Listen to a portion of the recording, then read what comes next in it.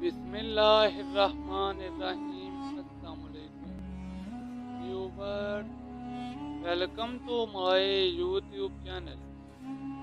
یہ واقعہ حضرت عمر فاروق رضی اللہ تعالیٰ عنہ کے دور خلافت کا ہے۔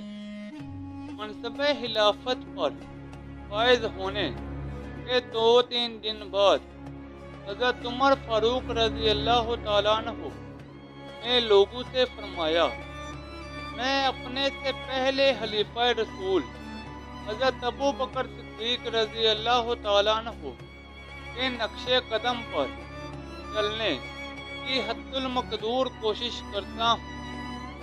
کیا تم میں سے کسی کو صدیق اکبر رضی اللہ تعالیٰ عنہ کا کوئی ایسا کام معلوم ہے جو میں نے اب تک نہ کیا ہو؟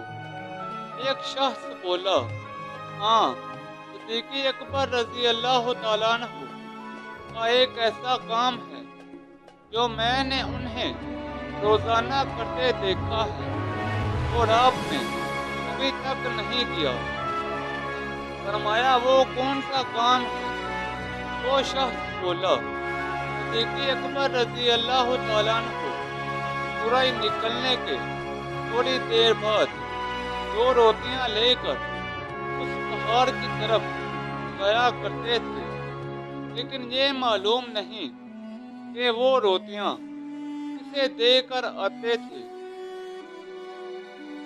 اگلے دن فاروق اعظم رضی اللہ تعالیٰ عنہ 2 روٹیاں لے کر اس پہاڑ کی طرف گئے، مگر حیران تھے کہ یہ روٹیاں کسے دیں۔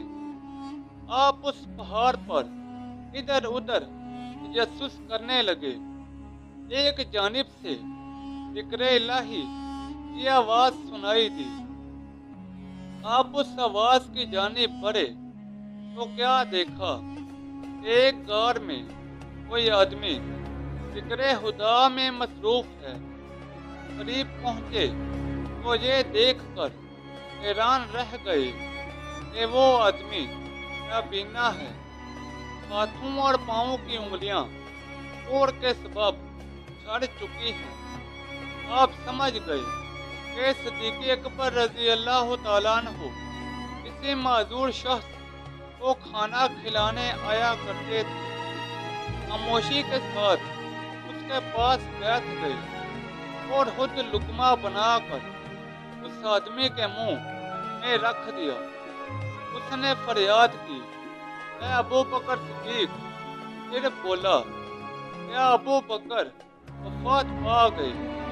فاروق اعظم رضی اللہ تعالیٰ عنہ نے حیران ہو کر پوچھا، تم نے کیسے پہچانا کہ میں صدیق اکبر نہیں ہوں؟ وہ شخص رو کر بولا، اسی طرح کہ حضرت ابو بکر صدیق رضی اللہ تعالیٰ عنہ جانتے تھے کہ میرے منہ میں دانت بھی نہیں ہے۔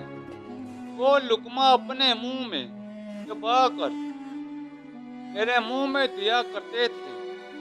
یہ سنتے ہی فاروق اعظم رضی اللہ تعالیٰ عنہ رو پڑے اور فرمایا، بے شک میں ابو بکر صدیق رضی اللہ تعالیٰ عنہ کی برابری نہیں کر سکتا۔ دوستو، یہ تھی میری آج کی ویڈیو۔ نیچے کمنٹ سیکشن میں بتائیں کہ آپ کو میری آج کی ویڈیو کیسی لگی۔ اس ویڈیو کو اپنے دوستوں اور رشتہ داروں کے ساتھ زیادہ سے زیادہ شیئر کریں۔ مزید ایسی ویڈیوز کے لیے میرے یوٹیوب چینل کو لائک اور سبسکرائب کر دیں۔ تو جلد ملتے ہیں نئی ویڈیو کے ساتھ، تب تک کے لیے اجازت دیں۔ اپنا خیال رکھیں۔ اللہ حافظ۔